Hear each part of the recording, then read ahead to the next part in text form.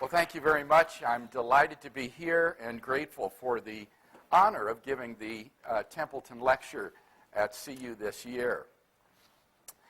In his biography of the famous philosopher Ludwig Wittgenstein, Norman Malcolm reports, Wittgenstein said that he sometimes had a certain experience which could best be described by saying that when I have it, I wonder at the existence of the world. I am then inclined to use such phrases as, how extraordinary that anything should exist, or how extraordinary that the world should exist. This mystery, which according to Aristotle lay at the very root of philosophy, is one which thoughtful persons cannot avoid. Derek Parfit, a contemporary philosopher, for example, agrees no question is more sublime than why there is a universe, why there is anything rather than nothing. This question led the great German polymath Gottfried Wilhelm Leibniz to posit the existence of a necessary being, which carries within itself the sufficient reason for its existence, and which constitutes the sufficient reason for the existence of everything else in the world. Leibniz identified this being as God. Naturalists, on the other hand, have typically claimed that the space-time universe itself is necessary in its existence. That is to say, eternal, uncaused, incorruptible, and indestructible. Thus, David Hume, for example, queried, why may not the material universe be the necessarily existent being? Indeed, how can anything that exists from eternity have a cause, since that relation implies a priority in time and a beginning of existence? There's no warrant for going beyond the universe to posit a supernatural ground of its existence. As Bertrand Russell put it so succinctly in his BBC radio debate with Frederick Copleston, the universe is just there, and that's all. It was thus the presumed eternality of the universe that allowed naturalistic minds to rest comfortably in the face of the mystery of existence. This feeling of equanimity was first disturbed when in 1917 Albert Einstein made a cosmological application of his newly discovered gravitational theory, the general theory of relativity. In so doing, he assumed that the universe is homogeneous and isotropic, and that it exists in a steady state, with a constant mean mass density and a constant curvature of space. To his chagrin, however, he found that general relativity would not permit such a model of the universe, unless he introduced into his gravitational field equations a certain fudge factor, lambda, in order to counterbalance the gravitational effect of matter, and so ensure a static universe. But Einstein's universe was balanced on a razor's edge, and the least perturbation, even the transport of matter from one part of the universe to another, would upset the balance and cause the universe either to implode or to expand. By taking this feature of Einstein's model seriously, the Russian mathematician Alexander Friedmann and the Belgian astronomer Georges Lemaitre were able to formulate independently in the 1920s solutions to the field equations which predicted an expanding universe.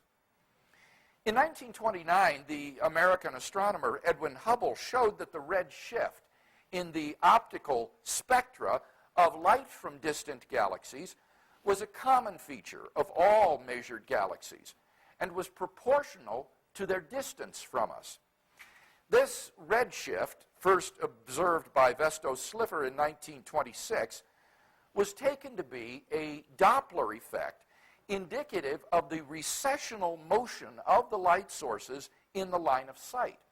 Incredibly, what Hubble had discovered was the expansion of the universe predicted by Friedmann and Lemaitre on the basis of Einstein's general theory of relativity. It was a veritable turning point in the history of science. Of all the great predictions that science has ever made over the centuries, exclaims physicist John Wheeler, Was there ever one greater than this to predict, and predict correctly, and predict against all expectation, a phenomenon so fantastic as the expansion of the universe? According to the Friedmann-Lemaitre model, as time proceeds, the distances separating galaxies become greater. It's important to understand that as a theory based in the general theory of relativity, the model does not describe the expansion of the material content of the universe into a pre-existing empty Newtonian space, but rather the expansion of space itself. The ideal particles of the cosmological fluid, which is constituted by the matter and energy of the universe, are actually conceived to be at rest with respect to space, but to recede progressively from one another as space itself expands or stretches, just as buttons glued to the surface of a balloon would recede from one another as the balloon is inflated. As the universe expands, it becomes less and less dense. This has the astonishing implication that as one reverses the expansion and extrapolates back in time, the universe becomes progressively denser until one arrives at a state of infinite density at some point in the finite past. This state represents a singularity at which space-time curvature, along with temperature, pressure, and density, becomes infinite. It therefore constitutes an edge or boundary to space-time itself.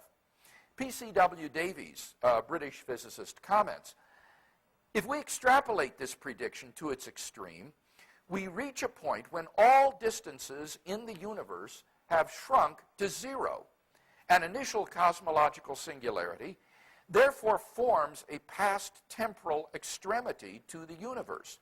We cannot continue physical reasoning or even the concept of space-time through such an extremity.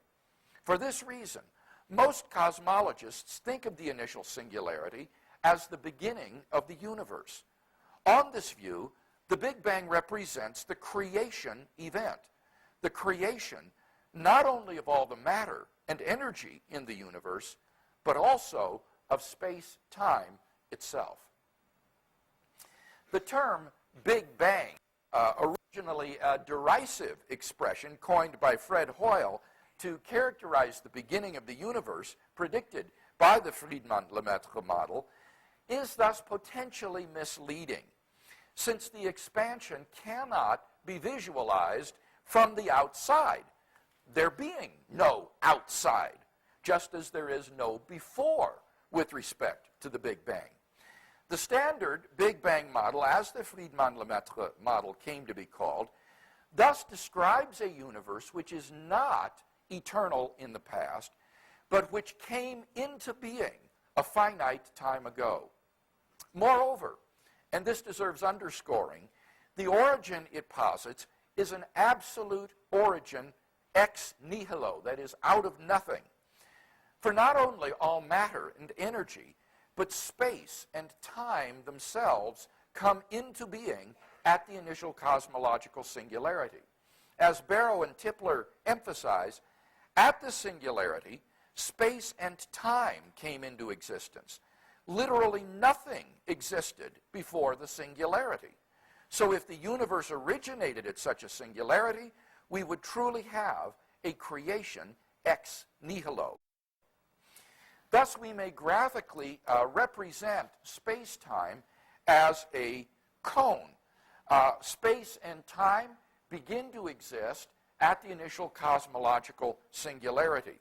On such a model, the universe originates ex nihilo in the sense that at the initial cosmological singularity, it is true that there is no earlier space-time point, or it is false that something existed prior to the singularity. Now, such a conclusion is profoundly disturbing for anyone who ponders it, for the question cannot be suppressed. Why does the universe exist instead of just nothing? Sir Arthur Eddington, contemplating the beginning of the universe, opined that the expansion of the universe was so preposterous and incredible that, quote, I feel almost an indignation that anyone should believe in it, except myself. He finally felt forced to conclude the beginning seems to present insuperable difficulties unless we agree to look on it as frankly supernatural. Standard Big Bang cosmogony thus presents a challenge to metaphysical naturalism, since, in the words of Quentin Smith, it belongs analytically to the concept of the cosmological singularity that it is not the effect of prior physical events. The definition of a singularity entails that it is impossible to extend the space-time manifold beyond the singularity. This rules out the idea that the singularity is an effect of some prior natural process, end quote.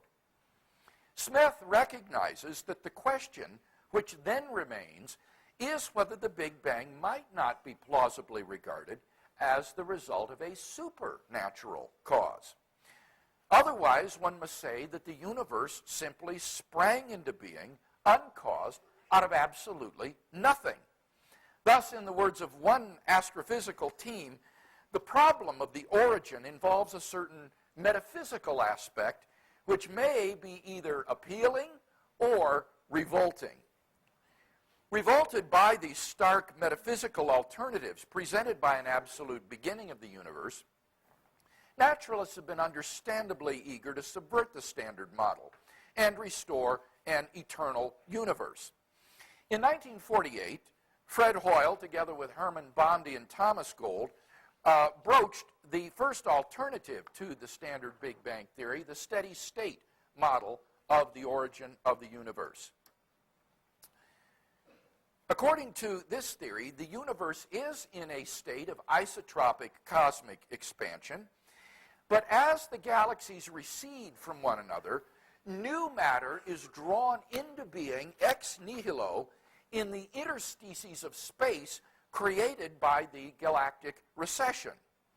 The expansion of the universe in the steady-state model can be compared to a rubber sheet with buttons glued to it.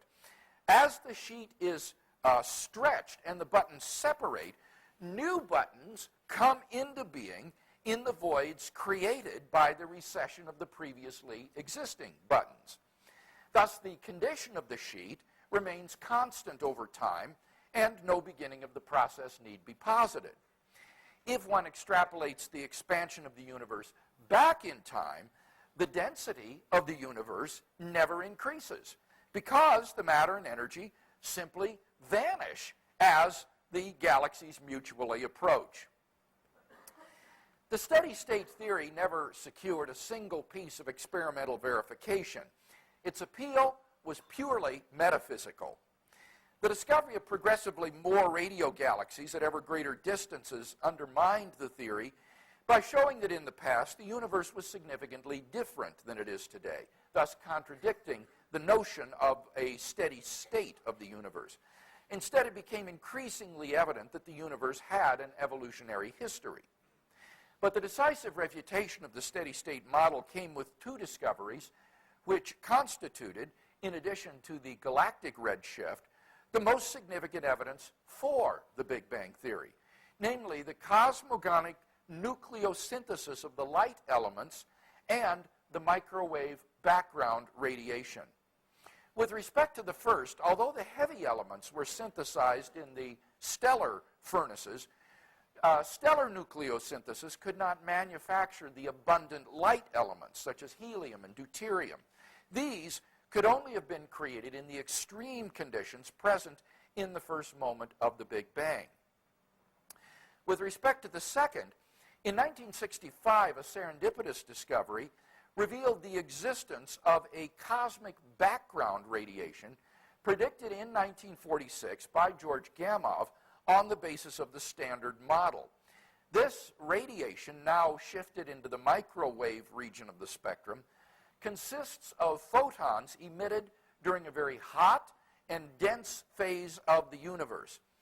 In the minds of almost all cosmologists, the cosmic background radiation therefore decisively discredited the steady-state theory. Now, the Standard Model was based on the assumptions of homogeneity and isotropy.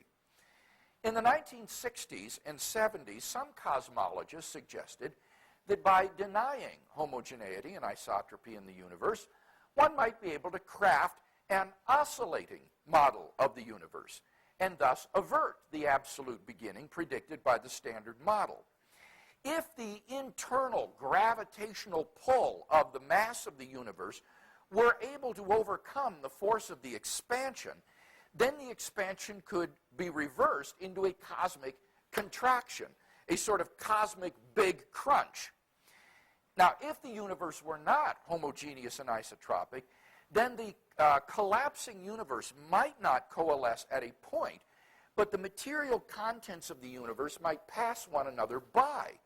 So the universe would appear to bounce back from the contraction into a new expansion phase.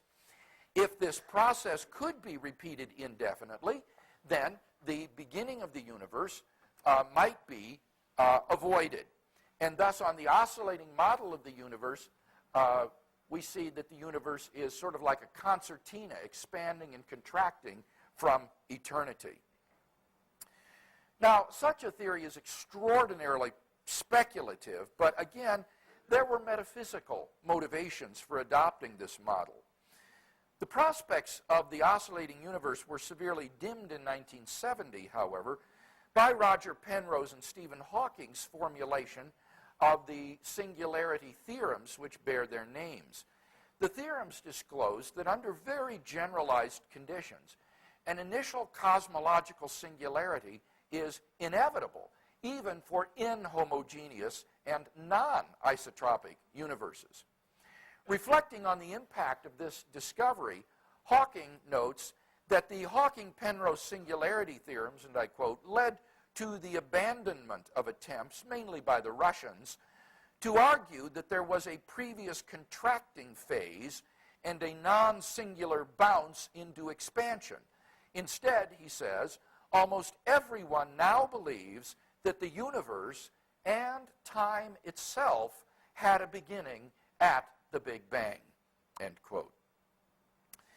Despite the fact that no space-time trajectory can be extended through a singularity, the oscillating model nevertheless exhibited a stubborn persistence.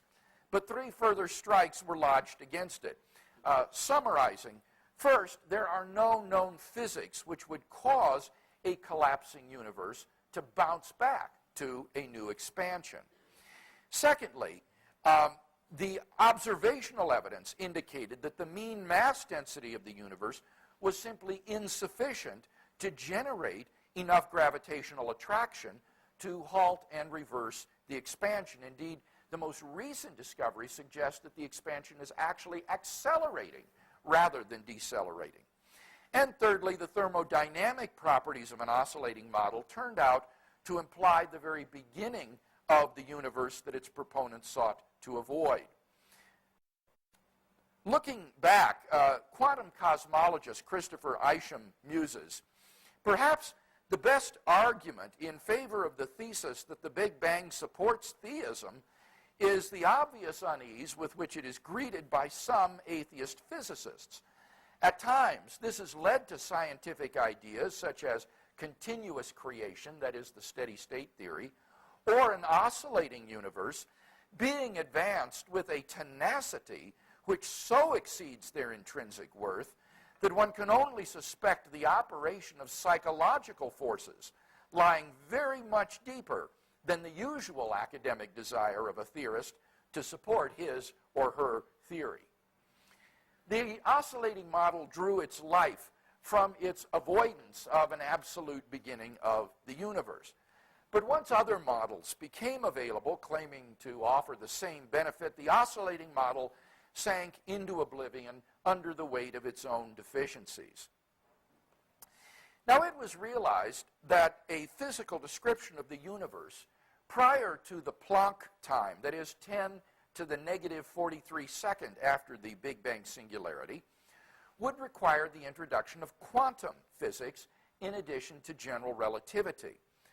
On the quantum level, so-called virtual particles are thought to arise due to fluctuations in the energy locked up in the vacuum.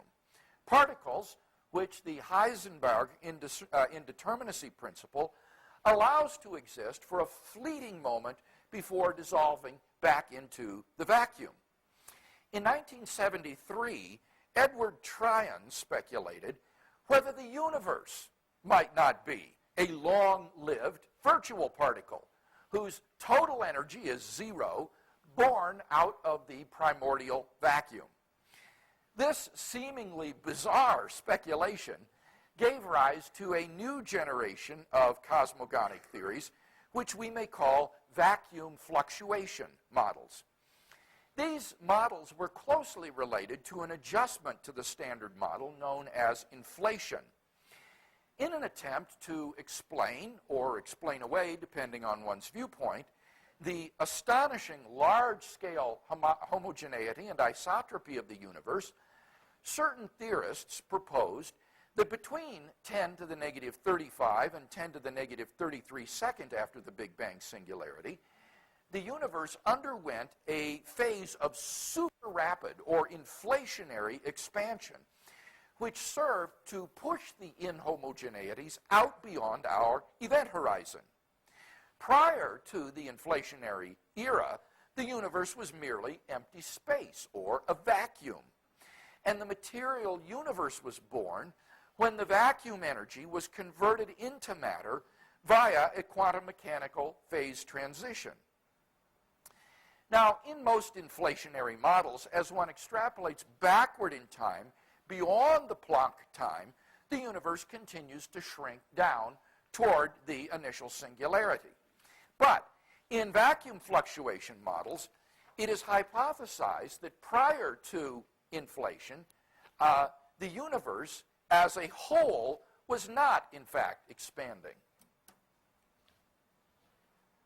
Rather, the universe as a whole is a primordial vacuum which exists eternally in a steady state. And throughout this vacuum, subatomic fluctuations occur by means of which matter is created and many universes are born. Our expanding universe is just one of these many universes, an indefinite number of which are conceived in the womb of this greater mother universe as a whole. And thus the beginning of our universe does not represent an absolute beginning, but merely a change in the eternal, uncaused universe as a whole. Though still bandied about in the popular press, vacuum fluctuation models did not outlive the decade of the 1980s. Not only were there theoretical problems with the production mechanisms of matter, but these models faced a deep internal incoherence. According to such models, it is impossible to specify precisely when and where a fluctuation will occur in the primordial vacuum, which will then grow into a universe. Within any finite interval of time, there is a positive probability of such a fluctuation occurring at any point in space. Thus, given infinite past time, universes will be eventually spawned at every point in the primordial vacuum. And as they expand, they will begin to collide with one another and coalesce with one another. Thus, given infinite past time, we should now be observing an infinitely old universe, not a relatively young one. Isham, who is probably Britain's leading quantum cosmologist, has called this problem, and I quote, fairly lethal to vacuum fluctuation models, and says that therefore they did not find wide acceptance. about the only way to avert the problem would be to postulate an expansion of the primordial vacuum itself. But then we're right back to the absolute origin implied by the Standard Model. According to Isham, these models were therefore jettisoned 20 years ago, and he says nothing much has been done with them since. Inflation also forms the context for the next alternative that we'll consider, the chaotic inflationary model. One of the most fertile of the inflation theorists has been the Russian cosmologist Andrei Linde, who currently champions his chaotic inflationary model. According to cosmologist Robert Brandenberger, Linde's chaotic inflation scenario is the only viable inflationary model in the sense that it is not plagued with internal inconsistencies, as old inflation and new inflation models are. In Linde's model, inflation never ends. Each inflating domain of the universe, when it reaches a certain volume, gives rise via inflation to another domain, and so on ad infinitum. Linde's model thus has an infinite future. But Linde is troubled at the prospect of an absolute beginning. He writes, "The most difficult aspect of this problem is not the existence of the singularity itself, but the question of what was before the singularity. This problem," he says, "lies somewhere at the boundary between physics and metaphysics." Linde therefore proposes that chaotic inflation is not only endless, but beginningless. Every domain in the universe is the product of inflation in another prior domain, so that the singularity is averted, and with it as well the question of what came before, or more accurately, I think, what caused it. In 1994, however, Arvind Borde and Alexander Vilenkin showed that a universe eternally inflating toward the future cannot be geodesically complete in the past. That is to say, there must have existed at some point in the indefinite past an initial singularity. They write, "A model in which the inflationary phase has no end naturally leads to this question. Can this model also be extended to the infinite past, avoiding in this way the problem of the initial singularity?" They answer, "This is in fact not possible in future eternal inflationary spacetimes, as long as they obey some reasonable physical conditions. Such models must necessarily possess initial singularities." They conclude, "The fact that inflationary spacetimes are past incomplete forces one to address the question of what, if anything, came before." In his response to Borde and Vilenkin's article, Linde concurs with their conclusions. He says there must have been a Big Bang singularity at some point in the past. At the close of their analysis of Linde's chaotic inflationary model, Borde and Vilenkin say, with respect to Linde's metaphysical question, the most promising way to deal with this problem is probably to treat the universe quantum mechanically and describe it by a wave function rather than by a classical spacetime. They thereby allude to the next class of models which we'll discuss, namely quantum gravity models. Vilenkin, and more famously James Hartle and Stephen Hawking, have proposed models of the universe which Vilenkin candidly calls exercises in metaphysical cosmology. In his best-selling popularization of his theory, Hawking even reveals an explicitly theological orientation. He concedes that on the Standard Model, one could legitimately identify the Big Bang singularity as the instant at which God created the universe. Indeed, he thinks that a number of attempts to avoid the Big Bang were probably motivated by the feeling that a beginning of time smacks of divine intervention. He sees his own model as preferable to the standard model because there would be no edge of space-time at which one would have to appeal to God or some new law. As we shall see, he is not at all reluctant to draw theological conclusions on the basis of his model.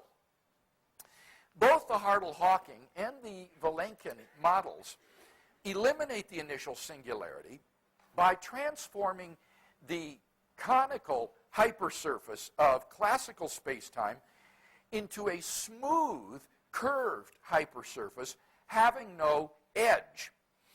This is accomplished by the introduction of imaginary numbers, that is to say, multiples of the square root of -1 for the time variable in Einstein's gravitational equations, which effectively eliminates the singularity. Hawking sees profound theological implications in the model. I quote, "The idea that space and time may form a closed surface without boundary has profound implications for the role of God in the affairs of the universe. So long as the universe had a beginning, we could suppose it had a creator. But if the universe is really completely self-contained, having no boundary or edge, it would have neither beginning nor end. What place, then, for a creator?" Hawking does not deny the existence of God, but he does think that his model eliminates the need for a creator of the universe. Now, the key to assessing this theological claim is the physical interpretation of quantum gravity models. By positing a finite imaginary time on a closed geometrical surface prior to the Planck time, rather than an infinite time on an open geometrical surface, these models actually seem to support, rather than undercut, the idea that time had a beginning. Such theories, if successful, enable us to model the beginning of the universe without an initial singularity, involving infinite density, temperature, pressure, and so on. As Barrow points out, this type of quantum universe has not always existed.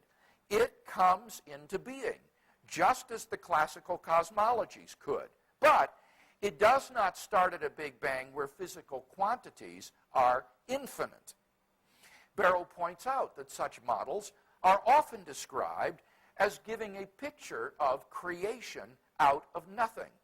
The only caveat being that in this case there is no definite point of creation. Hartle-Hawking themselves construe their model as giving, quote, "the amplitude for the universe to appear from nothing," end quote. And Hawking has asserted that according to the model, the universe, quote, "would be quite literally created out of nothing, not just out of the vacuum, but out of absolutely nothing at all, because there is nothing outside the universe," end quote. Similarly, Vilenkin claims that his model describes the creation of the universe, quote, "from literally nothing," end quote. Taken at face value, these statements entail the beginning of the universe. Hence, Hawking evidently means to include himself when he asserts, "Today, virtually everybody believes that the universe and time itself had a beginning at the Big Bang." Hawking's theological statement, quoted a moment ago, on the theological implications of his model, must therefore be understood to mean that on such models, there are no beginning and ending points. But having a beginning does not entail having a beginning point. Even in the standard model, theorists sometimes cut out the initial singular point without thinking that, therefore, the space-time no longer begins to exist, and the problem of the origin of the universe would be thereby neatly solved. Time begins to exist just in case for any finite temporal interval there are only a finite number of equal temporal intervals earlier than it. That condition is fulfilled for quantum gravity models as well as for the Standard Model. Thus, quantum gravity models, like the Standard Model, imply the beginning of the universe.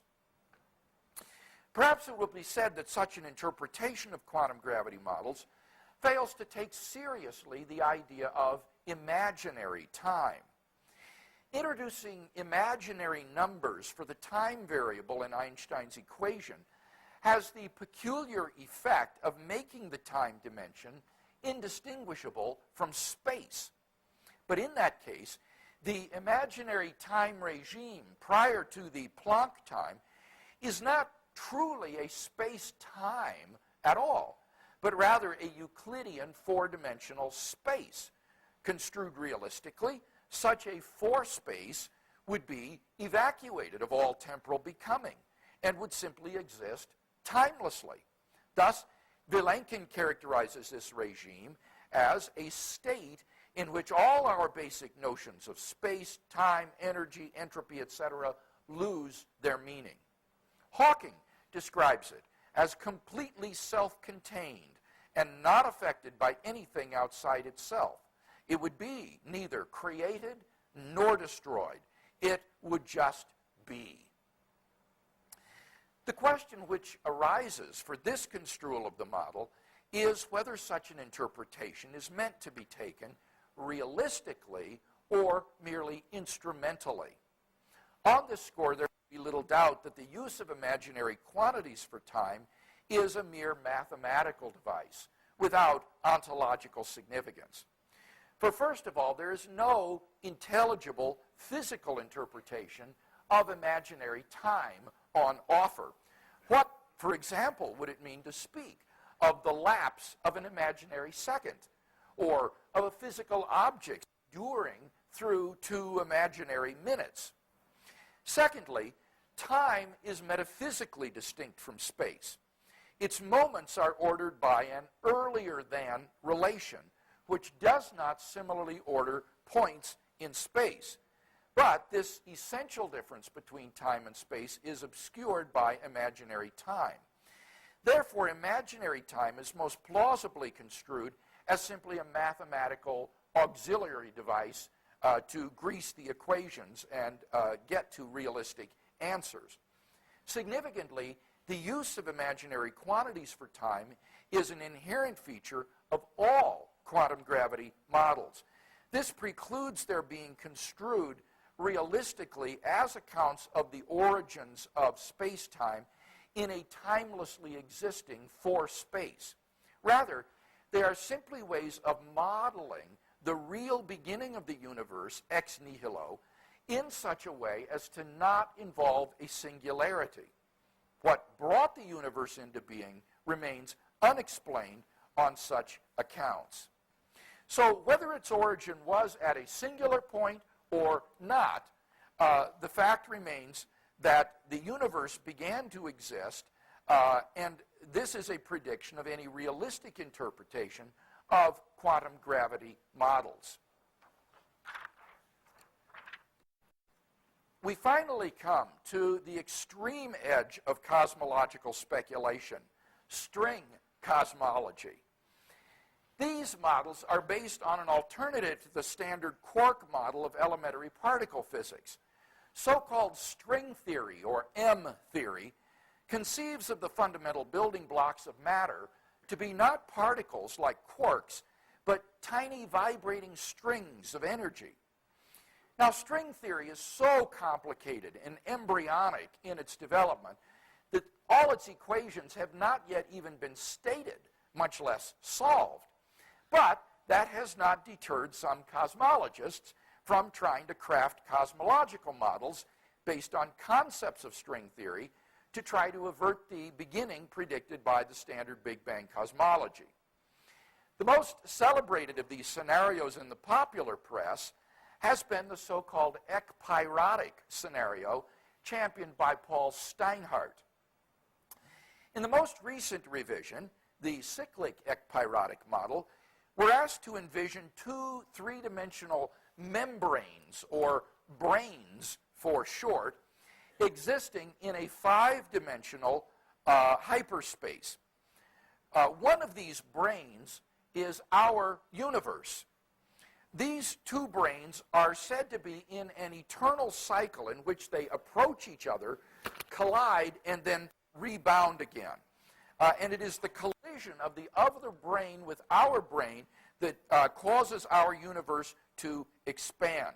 With each collision, the expansion is renewed. And thus these branes exist in an eternal cycle of approach and retreat, ever renewing the expansion of our universe. So even though our three-dimensional universe is expanding, it never had a beginning. Now, apart from its almost entirely speculative nature, the Ekpyrotic scenario is plagued with problems. For example, the Horava-Witten version of string theory on which the scenario is based predicts that the brane on which we live have a positive tension. But in the Ekpyrotic scenario, it has a negative tension in contradiction to the theory. Attempts to rectify this so far have not been successful. Second, the model requires an extraordinary amount of ad hoc fine-tuning. For example, the two branes have to be so perfectly aligned with one another that even at a distance of 10 to the 30th power greater than the space between them, they cannot deviate from parallel by more than 10 to the negative 60th power. There's no explanation at all for this extraordinary setup. Third, the collapsing and retreating branes are the equivalent of a four-dimensional universe which undergoes an eternal cycle of contractions and expansions. In this sense, the cyclic ekpyrotic model is just our old friend, the oscillating model, writ large in 5 dimensions. As such, it faces exactly the same problem as the original. There is no way for the universe to pass through a singularity at the end of each cycle to begin a new cycle, and no physics to cause a non-singular bounce.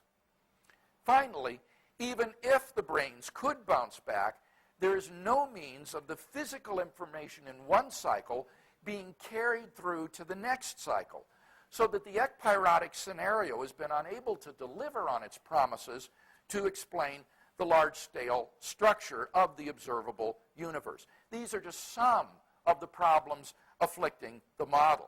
It's no wonder that Andre Linde has recently complained that while the cyclic ekpyrotic scenario is very popular among journalists, it has remained rather unpopular among scientists.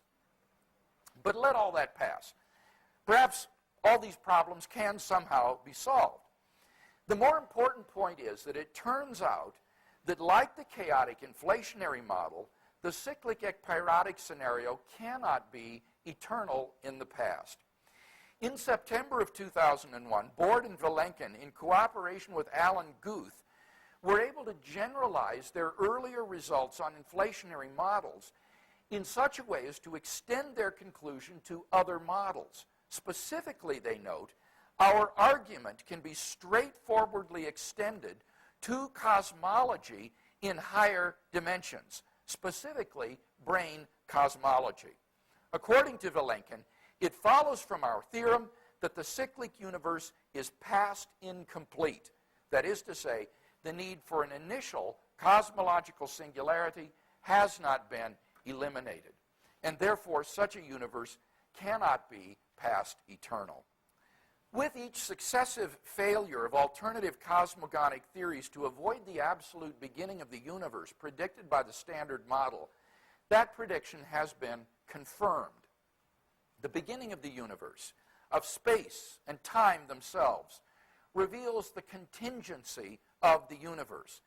The universe is not evidently necessarily existent, as Hume suggested, since it is not eternal, and therefore its existence does cry out for explanation.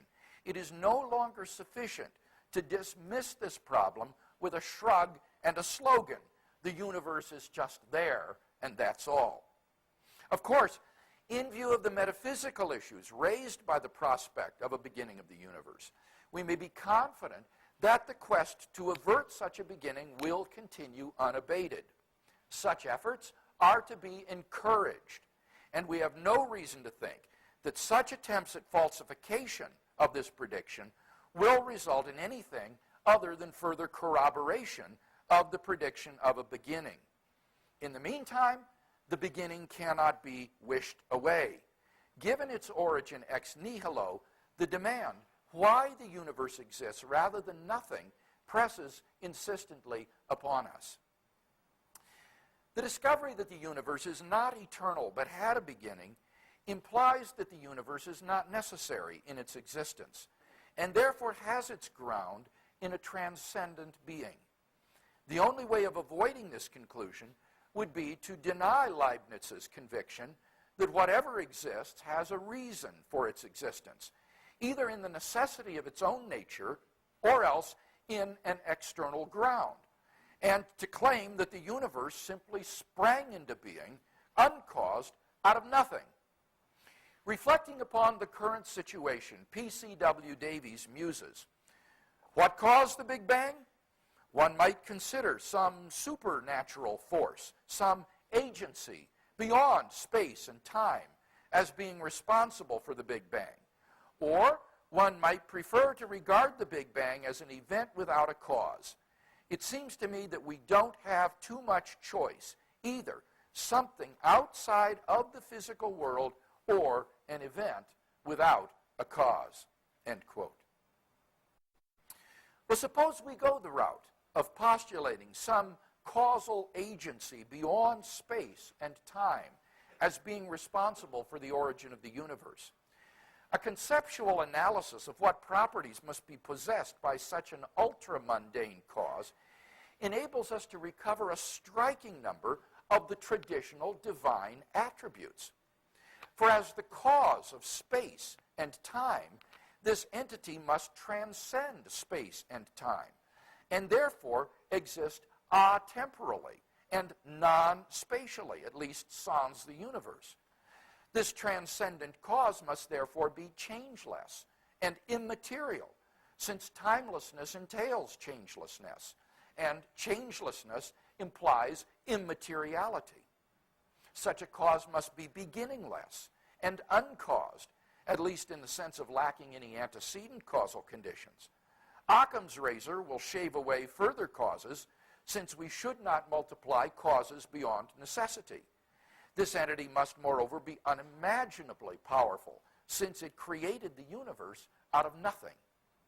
Finally, and most strikingly, such a transcendent cause is plausibly to be regarded as personal. As Richard Swinburne points out, there are two types of causal explanation: scientific explanations in terms of laws and initial conditions, and personal explanations in terms of agents and their volitions. A first state of the universe cannot have a scientific explanation, since there is nothing before it, and therefore it can be accounted for only in terms of a personal explanation. Moreover, the personhood of the cause of the universe is implied by its timelessness and immateriality, since the only entities we know of which can possess such properties are either minds or abstract objects. And abstract objects, like numbers and relations and properties, do not stand in causal relations. Therefore, the transcendent cause of the origin of the universe must be of the order of mind. This same conclusion is also implied by the origin of a temporal effect from a timeless cause. For if the cause of the universe were an impersonal set of necessary and sufficient conditions, it could not exist without its effect. Otherwise, it wouldn't be truly sufficient for the effect. The only way for the cause to be timeless and changeless, but for its effect to originate de novo a finite time ago, is for the cause to be a personal agent who freely chooses to bring about an effect in time without any antecedent determining conditions. And thus we are brought not merely to a transcendent cause of the universe, but to its personal creator. We can summarize the argument this evening as follows. Number one, whatever exists has a reason for its existence, either in the necessity of its own nature or else in an external ground. Two, whatever begins to exist is not necessary in its existence. Three, if the universe has an external ground of its existence, then there exists a personal creator of the universe who, sans the universe, is timeless, spaceless, beginningless, changeless, necessary, uncaused, and enormously powerful. 4, the universe began to exist.